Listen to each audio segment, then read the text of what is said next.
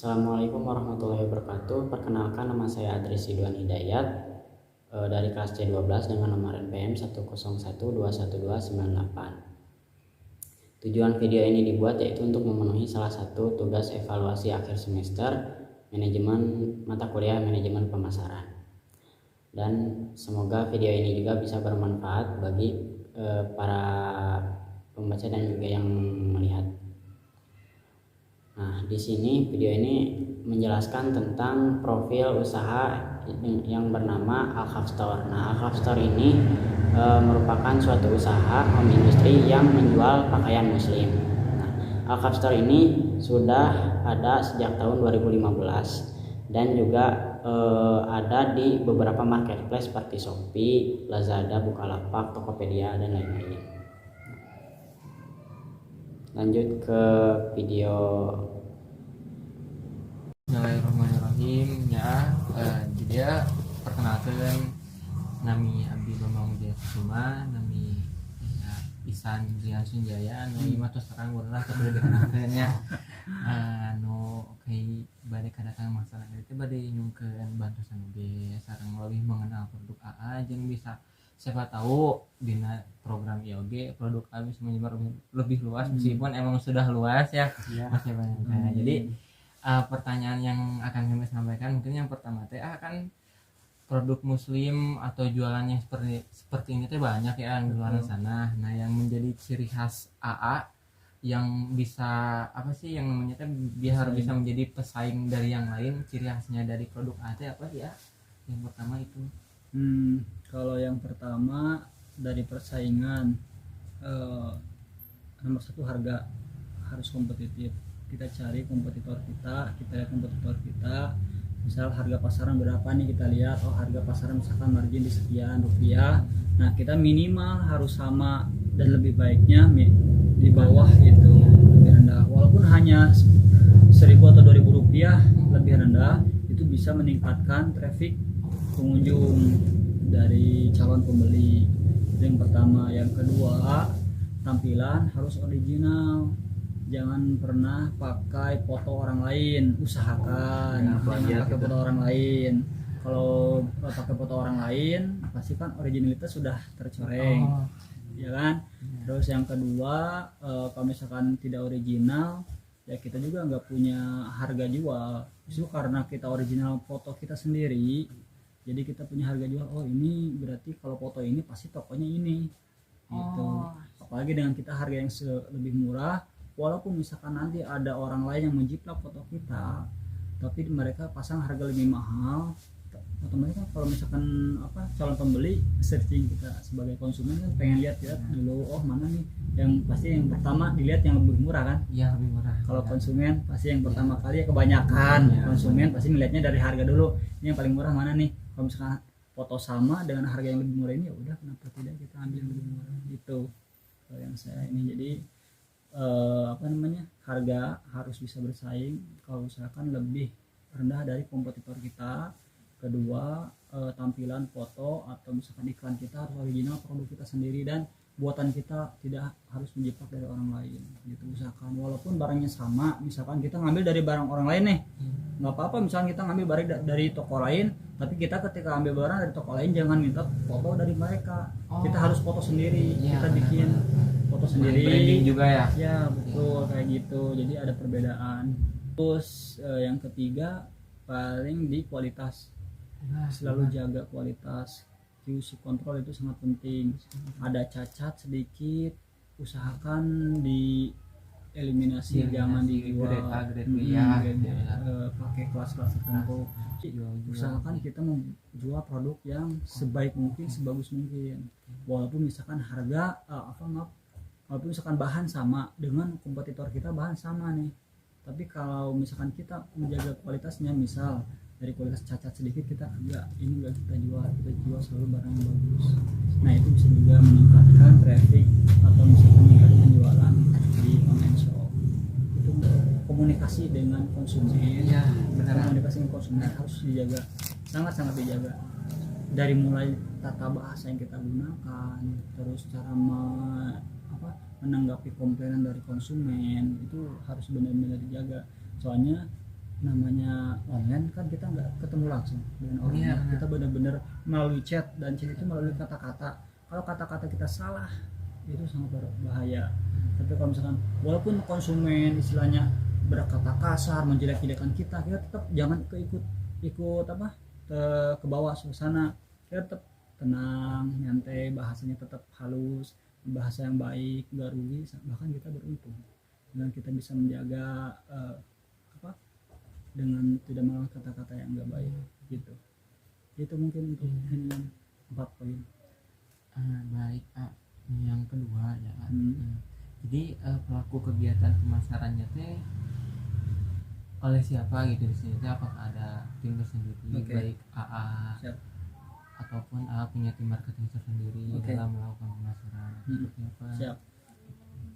Untuk marketing atau pemasaran, saya di sini awalnya sendiri, jadi sendiri saya pribadi yang bikin dari mulai awal. Kita motong kain sendiri, kasih ke penjahit sendiri, kita pasarin sendiri, foto sendiri, semuanya dari awal. Tapi kesini alhamdulillah orderan sudah mulai meningkat. Kita bagi-bagi, dalam artian bagi-bagi tetap untuk apa namanya betul, biar untuk bagian produksi ada. Terus untuk marketing tetap saya marketing masih jalan, cuma yang bisa saya andalkan dan bisa saya jadikan poin, kita buka istilahnya reseller. Itu sangat membantu dari marketing produk kita. Jadi kita nggak perlu capek marketing sendiri, bagaimana cara marketingin produk kita nih.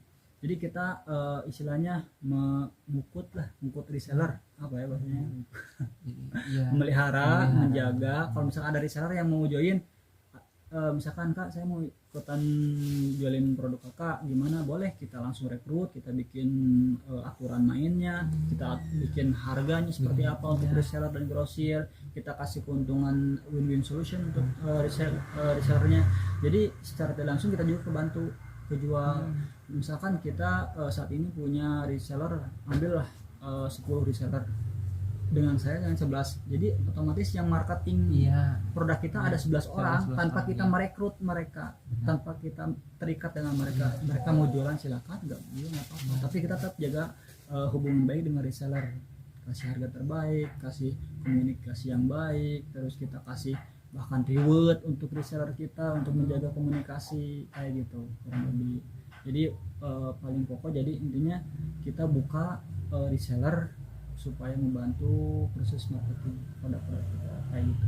Ini kan kalau dari awal mungkin apa sih namanya teh, proses marketing atau pemasarannya dari sendiri mungkin sampai sekarang. Nah, kalau dari sekarang mungkin reseller itu bagian termasuk juga mungkinnya bonus mungkin ya temannya. Benar. Nah, kalau dari sekarang nih pemasaran yang AA lakuin itu jadi media yang digunain itu dalam sekarang ya apa aja sih ya? Jadi yang masuk dalam media pemasaran sekarang ini yang udah maju lah. Oke, untuk saat ini kan dari pertama kali berdiri Alkap, produk Alkap ini dan merek Alkap, dan alhamdulillah sekarang sudah terdaftar di Dinas Perindustrian. Saat ini baru kemarin terbit di Dinas Perindustrian dan Perdagangan Provinsi. Saat ini produk Alkap itu proses pemasarannya lebih banyak di media sosial dan marketplace paling utama. Lebih enak kayak apa namanya WhatsApp, kita sering update status, terus di Facebook juga kita ada, di Google Ads ada sebagian reseller yang jualan via Google Ads di sana dulu nak. Terus di Google Ads, Facebook Ads juga ada reseller yang mereka jualan di Facebook Ads. Tapi untuk khusus Alkap kita dari awal sampai saat ini fokusnya di marketplace, soalnya kita lebih fokus di marketplace kayak Shopee, Tokopedia, Bukalapak, Lazada kayak gitu. Soalnya apa, kita lebih enak dibantu oleh mereka, jadi kita tinggal ngatur diskon di sana, ngatur stok barang di sana, tinggal pihak ketiga atau pihak marketplace yang membantu untuk menyebarkan kayak gitu. Nah kan kalau yang tadi itu media pemasarannya ya. Nah program dari pemasarannya itu kayak gimana sih ya? Kalau yang kan kalau kita udah punya media nah jadi program yang aku punya itu dalam melakukan pemasarannya seperti apa gitu biar orang lain juga tertarik sama produk AA. Selain dari tadi emang dari reseller dan media juga ada program AA seperti apa gitu. Siap. Kita ada program yang tiap bulan itu promo, kita selalu ngadain promo tiap bulan. Jadi promo bulan ini berubah lagi bulan ini, berubah lagi bulan ini, bahkan nanti bulan Ramadan kan kita promo ada besar-besaran. Tiap bulan ada promonya. Jadi kita tiap bulan kita buat sistem, jadi setiap bulan kita selalu update promo. Nah, tiap awal bulan Masehi. Untuk saat ini juga kan masih bulan Januari nih, kita namakan promonya promo awal tahun, promonya awal tahun. Jadi kita diskonnya variatif dari diskon 5% sampai 20% ada, atau misalkan jadi pertama kita buat promo tiap bulan, yang kedua kita buat diskon tiap produk. Jadi misalkan ini produk harga jual 100.000, kita diskonnya jadi 20% jadi 80.000. Nah kayak gitu, jadi itu kan lebih menarik calon konsumen untuk bisa membeli produk kita. Jadi sistem diskon. Terus yang ketiga ada cashback juga, kita masukkan voucher cashback kan ada tuh, yang misalkan di Shopee atau Tokopedia kita pasang voucher cashback gitu kan, jadi lebih menarik juga cashback. Terus ada juga kalau misalkan kita nge-follow toko kita, itu juga ada voucher khusus untuk member juga kayak gitu. Jadi kita ikuti semua fitur-fitur yang ada di marketplace kayak di Shopee, Lazada, Tokopedia ataupun yang lainnya. Semua fiturnya kita maksimalkan gunakan kayak gitu. Semua fiturnya fitur promosi. Kalau misalkan saat ini, bahkan saya pun sampai saat ini nggak ikut iklan yang berbayar, saya ikut masih iklan yang gratis, nggak berbayar sampai saat ini. Tapi alhamdulillah dengan mengikuti diskon-diskon itu, si konsumen juga alhamdulillah lebih banyak pengunjungnya dan penjualan pun bisa lebih banyak. Kan ada beberapa seller yang istilahnya dia ikut iklan dengan berbayar per hari berapa rupiah, misalkan per bulan berapa rupiah dia ngeluarin modal untuk bayar iklan. Itu kan kayaknya di iklan di awal ya, istilahnya keluar uang di awal. Tapi kalau misalkan kita sistemnya bagi hasil, jadi kalau misalnya kita diskon, persentase untuk misalnya pihak Shopee berapa, untuk penjual berapa, untuk kita berapa, kayak gitu, kurang lebih seperti itu. Ya, dari proses pemasaran dari dulu sampai sekarang yang berubah udah kurang canggih, yang udah masuk ke media digital. Nah, hambatan yang alami dalam proses pemasaran seperti apa? Yang hambatan yang rasain gitu dari selama ini dalam melakukan proses pemasaran seperti apa? Proses pemasarannya? Iya, hambatan yang dilakukan oleh hambatan kayak kendala gitu. Iya, mungkin kendala dalam proses pemasaran. Oke. Siap. Kalau untuk kendala proses pemasaran, yang pertama kadang kita koneksi internet. Kan sekarang emang zaman internet ya. Terus kita juga nggak bisa dipungkiri mutlak 100% kita membutuhkan koneksi internet, ya kan? Koneksi internet semua, mau komunikasi dengan calon reseller pun, atau misalkan kita mau komunikasi dengan penjual langsung pun, kita kan butuh koneksi internet. Kadang koneksi internet yang istilahnya mungkin jaringan lokasi, terus jumlah kuota ataupun kecepatan karena keterbatasan device-nya di sini kayak gitu. Pertama koneksi, kedua paling kalau misalkan kendala karena kita bermainnya di marketplace, kayak ambillah satu misalkan kita main di Shopee. Karena kita misalkan main di Shopee, itu kendalanya tuh ada beberapa potongan yang cukup besar yang dibebankan kepada penjual seller. Jadi potongannya tuh bisa nyampe 8-10% per produk ya, per produk yang terjual. Misal kita menjual harga 100.000, yang kita terima 90.000 gitu. Jadi 10.000 itu udah masuk Shopee. Administrasi untuk penjualnya ya kayak gitu. Potongan emang cukup besar, itu kendalanya. Jadi kita juga memang untuk proses pemasaran ya mau nggak mau kita harus ikut. Kalau nggak ikut ya kita nggak akan bisa bertahan, kita nggak akan bisa bersaing dengan yang lain kayak gitu. Jadi walaupun margin yang kita ambil nggak terlalu banyak, tapi selama itu bisa berputar, berjalan terus, penjualan masih ada tiap hari, perputaran uang masih bisa berputar terus ya, walaupun dengan beban yang dibebankan dari marketplace ke penjual cukup besar ya kita jalan aja kayak gitu sih paling dua. Satu lagi nih ya, ini mah pertanyaan pamungkas dari saya. Kunci keberhasilan dari seorang yang mungkin ingin memulai suatu usaha ya, pasti mungkin sulit. Nah, bagi AA kunci keberhasilan AA sampai berada di posisi seperti ini teh kayak gimana sih ya? Jadi kunci sukses menurut AA teh sampai bisa survive sampai sekarang. Siap. Oke, untuk keberhasilan saya sendiri sampai saat ini masih belum berhasil ya, masih dalam proses menuju apa yang orang-orang inginkan gitu. Walaupun banyak mungkin ada beberapa orang yang menginginkan posisi yang seperti ini. Nah paling kuncinya kayak gini, yang pertama kalau misalkan kita selaku semua muslim, ibadahnya nomor satu, doanya nomor satu, jangan dulu ikhtiar, nomor satu doanya, ibadahnya. Misal contoh kayak gini, seperti yang disunahkan, yang dicontohkan yang disampaikan oleh Allah Subhanahu dalam Quran juga kan gitu. Sebelum kita masuk ke tempat kerja, baca dulu doa. Sebelum kita mulai ini, minta dulu doa. Doa kan itu minta dulu kan ke Allah yang ngatur semua. Bahkan sampai saat ini pun saya nggak ngerti bagaimana kenapa barang-barang saya bisa terjual, bagaimana logaritma ini saya nggak ngerti sampai saat ini. Saya cuma ikutin apa yang diinstruksikan oleh marketplace kan, misalkan harus lagi ini, ikuti program ini, ya udah kita ikuti aja.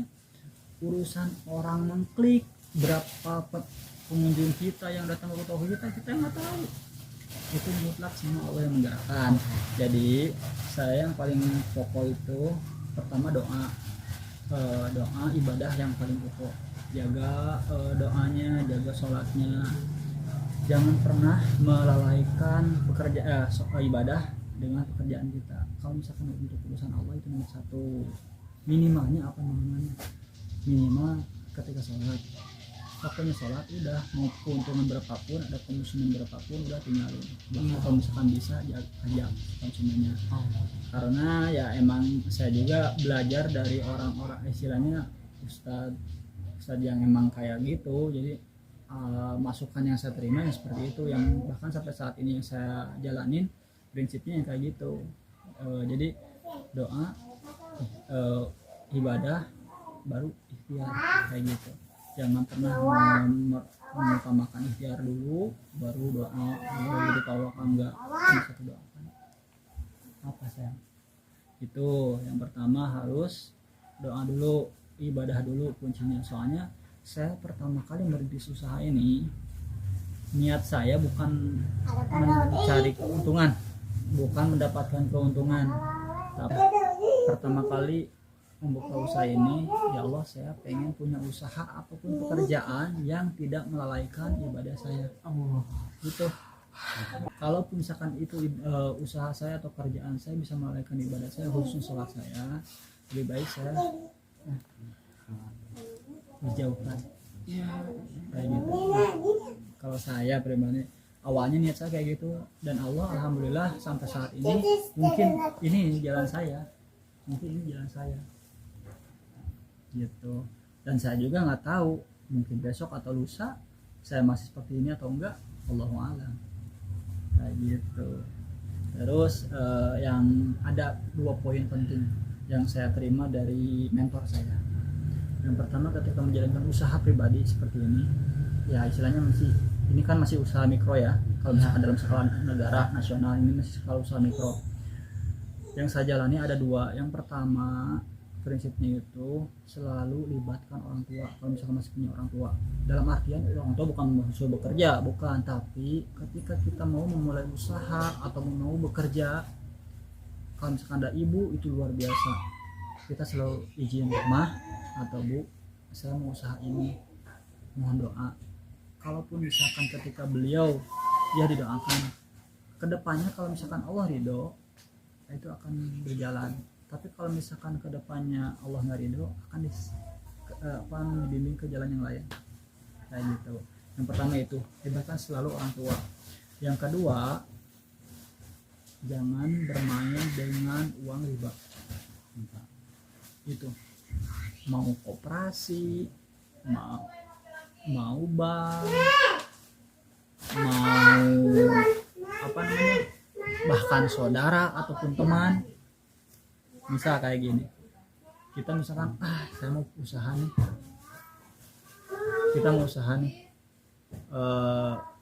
karena kita nggak ada modal, kita mau pinjam ke bank.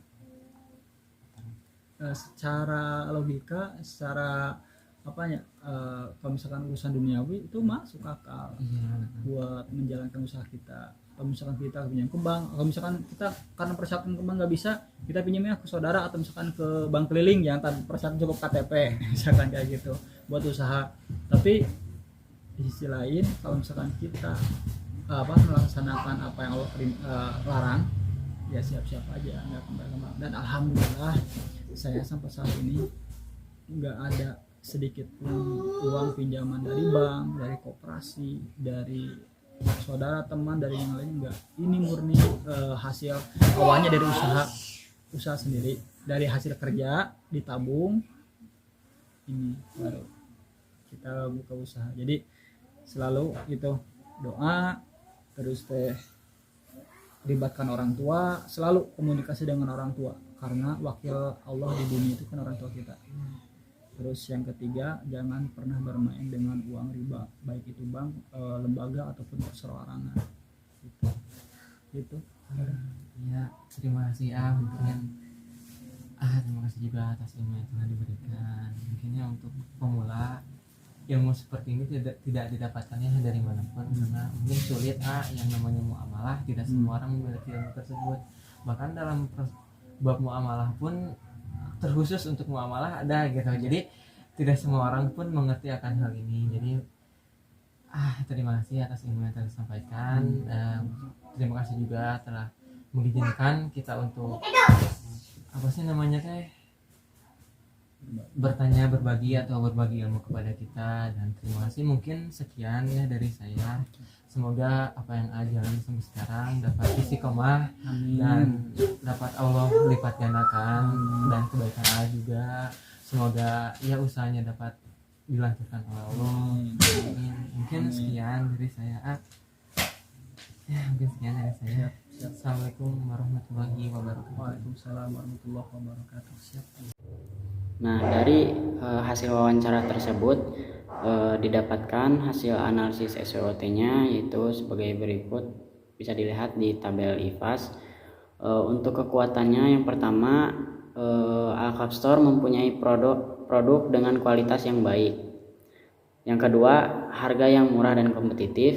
Yang ketiga, yaitu Alkaf melayani konsumen dengan ramah dan cepat. Nah, untuk yang pertama, saya kasih nilai bobot 0,5 dan rating 5. Untuk yang kedua, saya kasih bobot poin 2, saya kasih bobot 0,3 dan rating 5. Dan untuk poin yang ketiga, saya kasih rating 0,2 dan saya kasih bobot 0,2 dan rating sebesar 4. Dan hasilnya ditotalkan yaitu nilainya 4,8. Nah, untuk kekurangannya sendiri, yang pertama yaitu Alkaf Store itu mempunyai pekerja yang sedikit karena home industry. Nah, untuk bobotnya 0,4 dan saya kasih rating 3. Yang kedua, kelemahannya yaitu Alkaf Store hanya menjual produk untuk laki-laki saja. Nah, untuk bobotnya saya kasih 0,2 dan rating 4. Yang ketiga, dikarenakan besarnya kelemahannya itu dikarenakan besarnya biaya admin pada aplikasi di marketplace. Nah, untuk bobotnya 0,4 dan saya kasih rating 3. Nah, didapatkan dari kelemahan ini poinnya nilainya sebesar 3,2. Dan untuk yang selanjutnya, tabel IFAS. Untuk peluangnya sendiri, yaitu yang pertama, bisa memberikan lapangan pekerjaan bagi orang sekitar. Nah, saya kasih bobot 0,5 dengan bobot 0,5 rating 5. Yang kedua, mempunyai target pasar yang jelas, yaitu pakaian muslim, bobotnya 0,2 dan ratingnya 3. Nah, dan juga memiliki nama brand yang simple dan unik. Saya kasih bobot 0,3 dan juga rating 4. dan didapatkan total nilainya yaitu sebesar 4,3. Nah, untuk ancamannya sendiri yaitu bahan baku yang selalu mengalami kenaikan dan penurunan, juga saya kasih bobot 0,5 dengan rating 4. Yang kedua, adanya persaingan di antara penjual pakaian muslim, saya kasih bobot 0,5 dan juga rating 3. Nah, didapatkan hasilnya nilainya 3,5. Nah, untuk posisinya sendiri perusahaan Alkhaf ini berada di kuartal agresif 1. Kenapa? Karena berdasarkan penilaian didapatkan yaitu dari SWOT-nya kekuatan dikurangi kelemahan dibagi 2, sum X 4,8 dikurangi 3,2 dibagi 2 yaitu hasilnya 1,6 dibagi 2 sama dengan 0,8. Dan untuk sumbu Y-nya yaitu 4,3 dikurangi 3,5 dibagi 2 hasilnya 0,8 dibagi 2 sama dengan 0,4. Nah, didapatkan hasilnya yaitu berada di kuartal agresif 1 karena masih positif. Nah, untuk kesimpulannya, diharapkan perusahaan mampu membuat produk pakaian muslim untuk wanita sehingga diharapkan bisa memperkuat usaha dan juga menjadi peluang untuk perusahaan supaya bisa lebih maju dan berkembang untuk kedepannya. Nah, sehingga bisa mencapai kesuksesan yang besar. Sekian yang bisa disampaikan, mohon maaf apabila ada kesalahan. Wassalamualaikum warahmatullahi wabarakatuh.